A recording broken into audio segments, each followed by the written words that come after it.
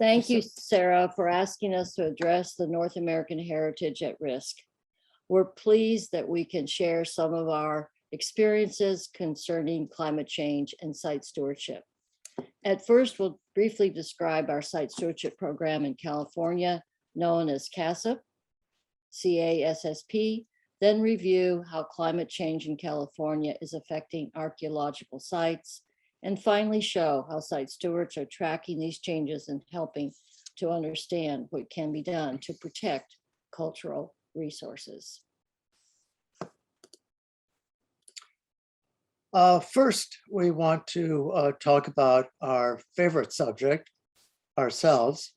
Our day job is running a cultural resource management business called Discovery Works. We mainly work in Southern California for private and public clients who need to comply with environmental regulations concerning archaeology. In the previous millennium, our company took a small site stewardship project called the California Archaeological Site Stewardship Program, known by the initials CASSP. And it turned out to be extremely exciting, fulfilling, wonderful work. Several years ago, we started a nonprofit company called Partners for Archaeological Site Stewardship to promote volunteer site stewardship, not only in California, but across the country. And I just want to make sure, are you still on slide 1? No, are we? It is still on slide 1, but maybe if you you stop share and reshare, or it looks like it's in a viewer mode. Oh, I see. Oh, it's paused. Huh, I wonder, stop share. I guess we're stuck at the donuts, aren't we? Yes, it's a big call back for donuts. Yes. Okay, well, let me, oh, No, why it's jumping I ahead. have no idea why it's jumping ahead like this. We apologize. I You're am fine. going to It might be timed. That's a surprise. It'll keep you on your toes. Yeah, that's right. I need a donut. I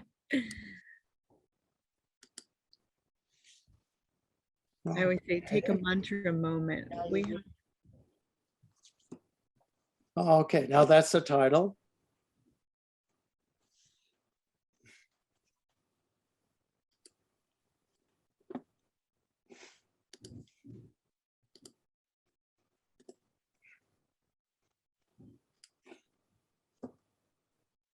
All right.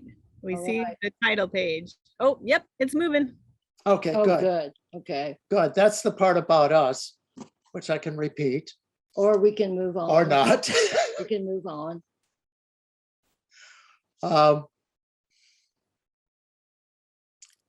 CASSP, let me talk a bit about CASSP. CASSP recruits and trains volunteers to regularly visit their assigned sites. They observe the site and report their observations to their supervising archaeologist. Almost all CASSP volunteers work on public lands. They're administered by California State Parks or the BLM or the Forest Service or the National Park Service. CASSP is a little different from many other site stewardship programs in that the CASSP volunteers work locally for the archaeologist at that office, local office. They do not work for the CASSP office or for Beth and me. The local archaeologist maintains the records that the site stewards turn in. However, we like to call these site stewards CASSP volunteers because they make us look good. CASSP does provide 2-day training, volunteer training workshops at the agency who is recruiting the volunteers. Before the pandemic, we conducted these workshops in person. We presented classroom materials on the first day, usually a Saturday, and then we conducted a field trip on the second day, Sunday. The field trip went to one or two or more sites in the agency's resource area. And the topics that we included in the workshop, training topics, are local archaeology and history, review of site stewardship duties and confidentiality requirements, safety concerns, a review of archaeology and the law, and some role-playing exercises about situations that the volunteers might encounter. CASIP began with a small working group of archaeologists in 1999 with funding from the California State Office of the Bureau of Land Management and support from the Society for California Archaeology. We know it as SCA. This group presented the two-day workshops that year. CASIP grew over the next 20 years, providing longer, more frequent workshops and supporting the involvement of CASIP volunteers in the SCA. In 2019, the SCA transferred CASIP to the newly formed nonprofit Partners for Archaeological Site Stewardship. We received a grant from the California Fund of the National Trust for Historic Preservation in the spring of this year to conduct a pilot volunteer training workshop for CASIP. And this is a hybrid of online and in-person training. As a result, the former classroom training will be presented in a free online webinar on October 23rd. Tomorrow, the second day of the workshop, which contains the field training, will be offered at 4 different locations across the state. Pandemic conditions and the presence of wildfire and other natural conditions will determine when we can hold these field trips. Site stewards regularly inspect their assigned sites and record any changes that have occurred since their last visit. They submit their site visit forms to their supervising archaeology, usually the archaeologist at the local agency that is responsible for the land where the site steward is working. If the volunteer works for several years, and many do, then they create a very valuable record of long-term changes. Site stewards monitor damage caused by people. Sometimes it's accidental behavior and sometimes it's deliberate, such as graffiti or cutting out rock art or taking artifacts. The Land Management Agency may direct law enforcement rangers to include these areas in their periodic patrols as a result of the site steward's observations, or just spreading the word that this area is being monitored by site stewards who look like any other ordinary recreational hiker may be enough to prevent additional vandalism and looting. In California, we have experienced intensive large acres fires that have stretched the fire season from a few months to almost year-round. Also, there's been an increase in abrupt episodes of heavy flooding that often occur in the Mojave and Colorado deserts. In addition, our rainy season has steadily decreased from 2 to 3 months to 1 month or less, which has increased drought conditions throughout the state. These 3 changes have directly affected landscapes where archaeological sites are located. This slide shows fire, flood, and drought.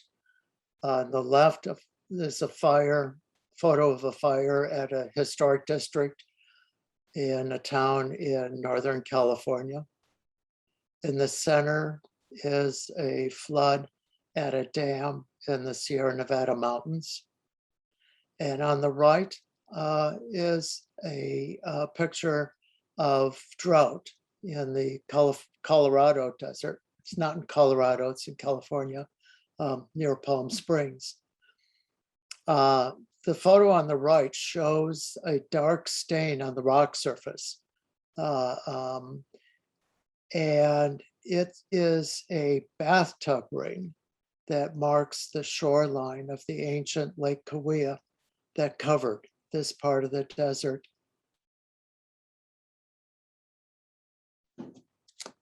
We're going to talk about site stewardship activities in 6 locations across the state. French Gulf Mining District is about 20 miles from the city of Reading at the north end of the San Joaquin Valley. It was originally settled by French miners in 1849 and produced commercially viable quantities of gold through the 1930s. The Washington Mill is still exploring for gold today. Oroville means Gold Town. It's located on the east side of the San Joaquin Valley. The Oroville Dam, completed in 1968, is the tallest dam in the US. Hoover Dam is about 50 feet lower. The reservoir behind the dam is called Lake Oroville. There are many archaeological and historical sites in the immediate vicinity. Oroville is the place where Ishi, the last survivor of the Yahi people, emerged from the forest in 1911. Mojave National Preserve is located in the Mojave Desert, as you might imagine, about halfway between Los Angeles and Las Vegas. It has sand dunes, mountains, and canyons, and many prehistoric and historical sites.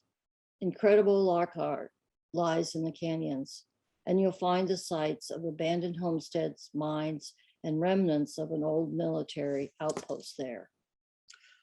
Malibu is derived from the name of a Chumash Indian settlement that was located in this area. Malibu Creek State Park covers about 8,000 acres in the Santa Monica Mountains, which run from downtown Los Angeles about 25 miles out to the ocean. This area has rugged mountains with areas of woodlands and coastal chaparral. This area also is where the opening scene of the TV series MASH was filmed, as well as other films and TV shows. CARIV 506, which is the terminology used for archaeological sites here in California. RIV stands for Riverside County. This is an archaeological site that covers about 25 square meters. It has bedrock mortars, rock art, and midden evidence of habitation. It's located in the Santa Ana Mountains, south of Los Angeles. These mountains run north and south, and the areas on either side are heavily urbanized. My turn. Yeah. Dos Palmas is an oasis on the east side of the Salton Sea. Ancient Lake Kawia covered this area before Spanish contact. South of the Salton Sea, the San Andreas Fault and the Colorado River converge into the Gulf of California. Dos Palmas is an archaeological and historical site. We live in Long Beach, and so that's why we put that on the map. It's a coastal city that faces south to the ocean, not west. And they sell donuts here. We want to talk about 4 locations where the actions of the site stewards helped public agency archaeologists respond to the effect of wildfires. These photos show the French fire in August 2004. It caused extensive damage to the town and the historic district. A site steward, who was also a member of the volunteer fire department, took these pictures. After the fire, he helped survey damage to cultural resources, including a prehistoric midden on his own property. Many historic sites still contained evidence of the late 1800s, especially bottle and can dumps. The International Order of Oddfellow building, pictured in the photo on the top, which was on the National Register, burned, as did the home of a local historian, which contained many old ledgers, maps, and other documents that had not been yet curated at the Shasta Historical Society. Shasta is the name of the county in which this is located. Okay. Right. In 2015, the archaeologist at the BLM Palm Springs field office was notified that lightning had started a fire at the Dos Palmas Preserve. He rushed out to check on the known historical components of the preserve, which represented part of the old Bradshaw Trail. Bill Bradshaw had established a wagon trail based upon the Cahuilla Indians' knowledge of springs through the Coachella Valley. At Dos Palmas, which was named after two palm trees and a spring in the area, Bradshaw built a stage stop.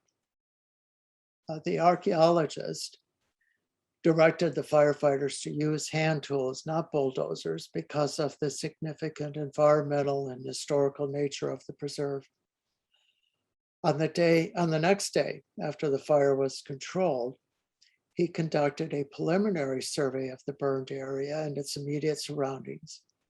And he was surprised to find a prehistoric site on the southwestern and western sides of the previously recorded historic site. Later, he enrolled his team of volunteer site stewards to help him document the site boundaries of this new archaeological discovery, photograph surface artifacts, map the prehistoric site and its relationship to the historic components. The team found projectile points on the surface, including cottonwood triangular and desert side notch forms, points made from obsidian, basalt, jasper, and chert. Some of those points are shown in the bottom photo. Other artifacts, prehistoric artifacts found at the site included pottery fragments, groundstone, and a pumice abrader. In 2015, archaeologists at the Cleveland National Forest asked two of their site stewards to relocate the archaeological site CARIV 506 and update the official site record. In California, anyone can submit or update the multi-page official form DPR 523 site record. Over the years, a lot of the old records have been updated and corrected, thank heavens, and a good portion of more recent site records have needed updates and corrections. These site stewards were pleased to be asked to do the update for the site, and they tackled the job with enthusiasm and a great deal of care. And their 30-page site record is detailed and extensive and accurate. They photographed and drew each rock art panel, feature, and concentration of artifacts and provided a very detailed site map. The forest archaeologists were so impressed and thankful. Several years later, they were very thankful because the Holy Gym Fire burned the area in 2018. It raged for 5 weeks and consumed over 22,000 acres and came near several communities in Orange and Riverside counties. The archaeologists used the recently updated site report to obtain clearance to protect this site. These photos show two views of debris flows caused by the Holy Gym Fire. The first shows that debris flows approach close to a community at the base of the mountains. The lower photo contains a close-up view of a debris flow. A fire like the Holy Gym Fire not only burns habitat and structures, but also permanently changes the mountain slopes and landscape.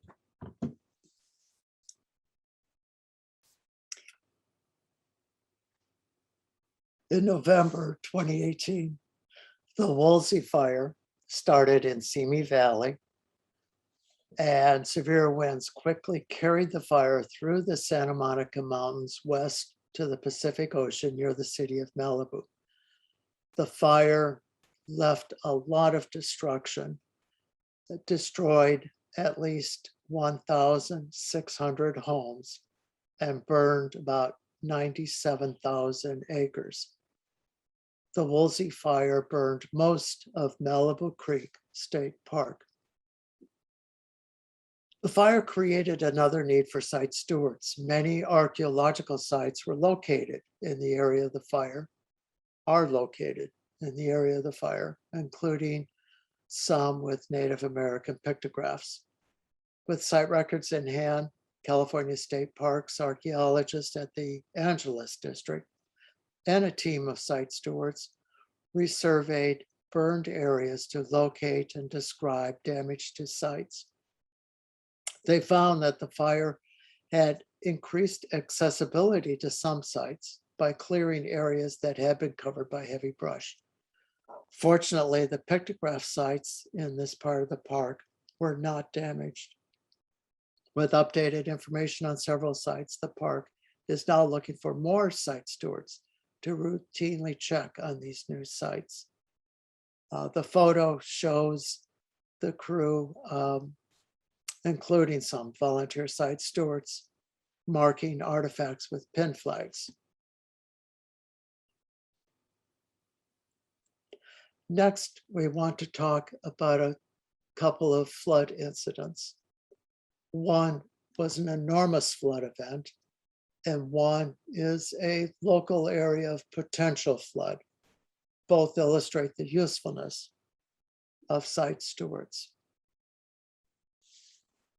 In February 2017, melting snow from warm temperatures in the surrounding Sierra Nevada mountains and heavy rainfall merged at the Lake Oroville Reservoir and created a breach of the dam. Water overflowed the dam and shown in the top photo, and then eroded the concrete spillway. The resulting flood damaged many downstream structures and prehistoric sites. Archaeologists from the California State Parks Northern Buttes District assembled their site stewards to help review the damage. The team found a new exposure of old bottles, shown in the bottom photo. A looter had already explored the area and left behind the metal rod that he or she used to probe the ground for more bottles. It appeared that this deposit dated to fairly recent times based on the ages of the bottles and cans that the team found. But this looting activity shows that culturally sensitive areas will be affected by severe weather events and floods, such as the spillway collapse. Without the help of the site stewards, timely recording of these effects would not have been collected. This team of site stewards clocked over 370 hours during 2017.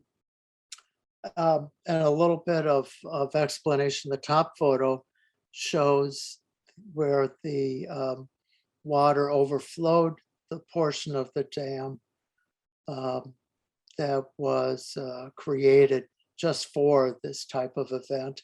At the bottom is the spillway that sort of opens up the faucet to lower the lake level even more. And it was that spillway that collapsed in our first picture of floods.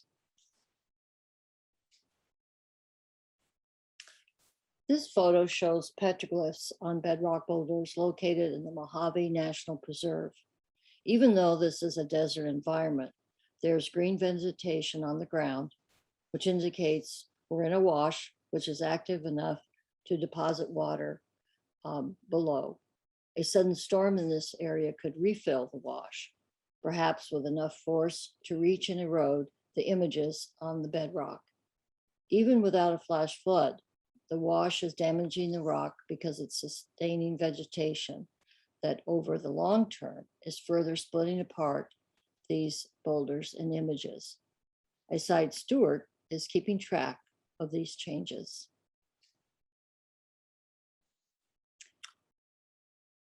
We return to Lake Oroville for a dramatic example of drought effects. Lake Oroville is a man-made reservoir that inundated both historic and prehistoric resources when built in 1967. The reservoir provides flood protection for communities downstream of the Feather River, stores water for the California Department of Water Resources, and provides electricity. The level of the lake is actively managed to balance these objectives. As a result, the shores of the lake are exposed and covered again during the year.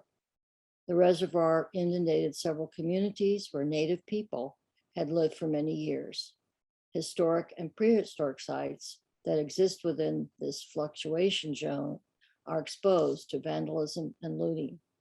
When lake levels drop very low during a drought, new sites are exposed. Lake Oroville began training volunteer site stewards with CASIP workshops in 2001, and vandalism and looting has been greatly reduced since then.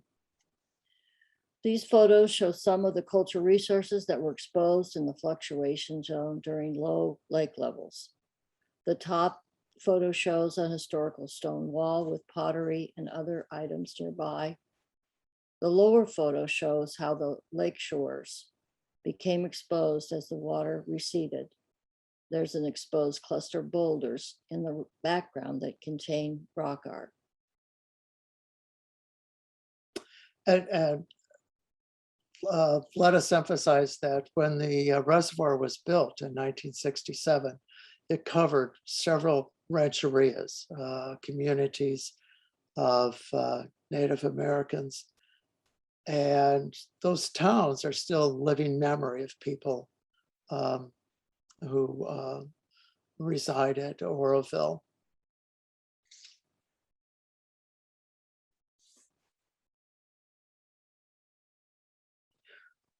We think that there are lots of benefits to site stewardship.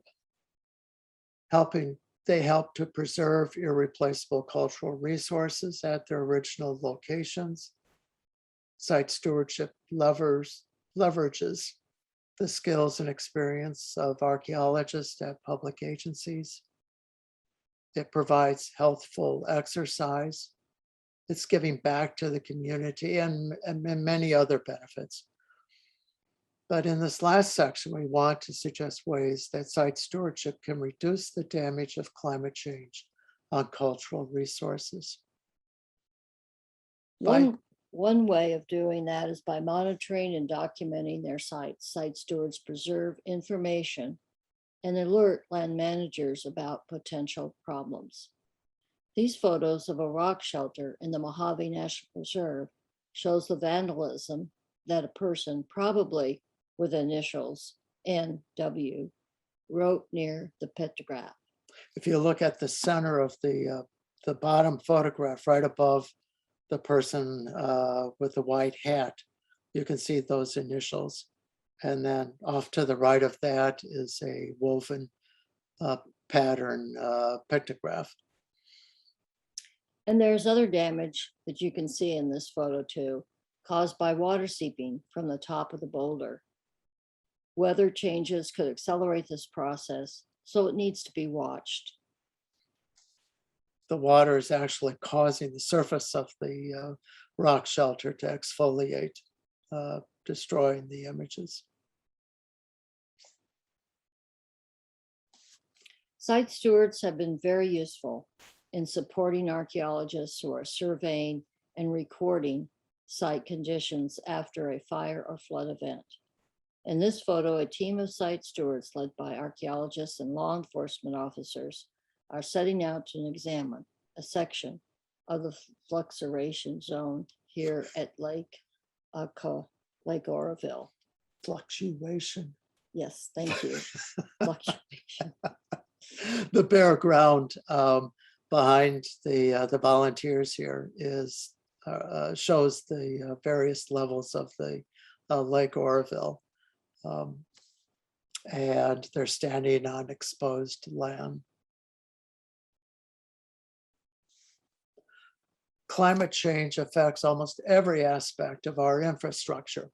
When we build more solar energy facilities in the desert, we also have to build more power lines.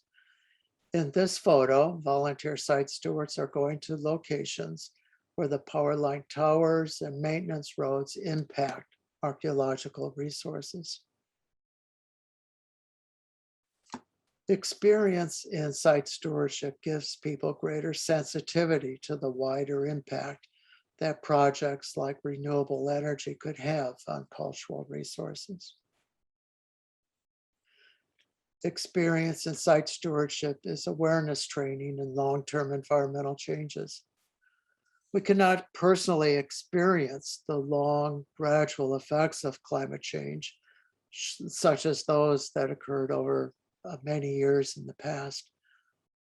But we can observe them, the effects, in the archaeological and historical record of the sites that we visit and observe. And as a result, we can better understand the effects of more rapid climate change in the present. This is the story that we need to share. Thank you.